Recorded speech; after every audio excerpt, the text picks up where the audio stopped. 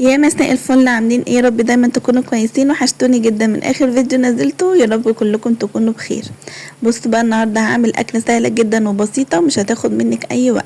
هعمل النهارده كشري اسكندراني او كشري بعدس اصفر على حسب ما بتسميه. اول حاجه كده حطيت في الحله شويه زيت صغيرين، وهبتدي ان انا اشوح البصلايه كده، هخليها تصفر صفار بسيط. وهكون غاسله نص كوبايه عدس على كوبايه رز. لازم العدس يكون اقل من الرز علشان ما يعجنش منك.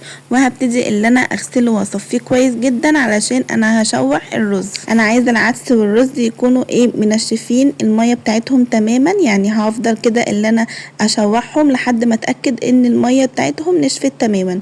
وهبتدي اللي انا احط ماجي وملح وكمون وبهارات بقى اللي انت عايزاها، وكمان هحط كاري عشان تديله كده لون حلو قوي. وهبتدي اللي انا اشوح كده التوابل مع العدس، وهنزل عليه بمقدار الميه. انا مش بعاير الميه خالص، انا بشوفها كده بالعين لحد ما العدس كده يتغطى تغطيه بسيطه، مش لازم يتغطى كله علشان ما يعجنش منك.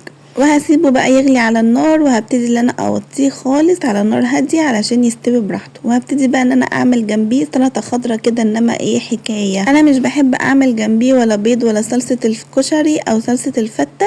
لو عندك تمام، لو انت بتحبيه بالتاكليه بالطريقه دي، كل واحد بيحب ياكله على حسب الطريقه اللي بتعجبه. هملح بقى السلطه، هحط ليمون وكمون وملح وفلفل صغيرين وشويه سماق وخل تفاح لو عندك. وهبتدي بقى انا اقلب كل ده، وهنزل عليه بالسلطه. بجد بتبقى طعمها خطير مع الكشري. بصوا بقى الكشري مفلفل وجميل ازاي، لان مقدار الميه كان مظبوط. حاولي انك ما تكتريش الميه، ولو احتجتي وحسيتي اللي هو محتاج شويه ميه زودي له، احسن ما تزودي مره واحده وتتفاجئي اللي هو عجن منك. بصوا بقى بجد كان مفلفل وجميل ومخدش منك اي وقت خالص. انت ممكن كمان وهو بيستوي حطي عليه كده فصين توم يستووا معاهم، برضو بيديله نكهه حلوه جدا. وبصي لونه بجد كان خطير. هستنى بقى رايكم في الكومنت، وتقولوا لي كمان اتغديتوا ايه النهارده علشان نغش كده من بعضنا. والاكله اللي انتوا عايزيني اعملها يا ريت تكتبوها لي برضو في الكومنت، وانا هعملها لكم باذن الله الفيديو الجاي. عايزاكم تشجعوني كده يا حبايبي، وتحطوا لي اللايكات الحلوه بتاعتكم، وتثبتوا وجودكم عشان انتوا بتبسطوني جدا.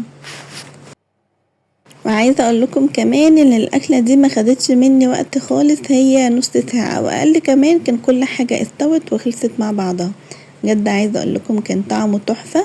اعملوه بالطريقه دي وبالمقدار الميه دي، وهيطلع معاكم مفلفل وجميل.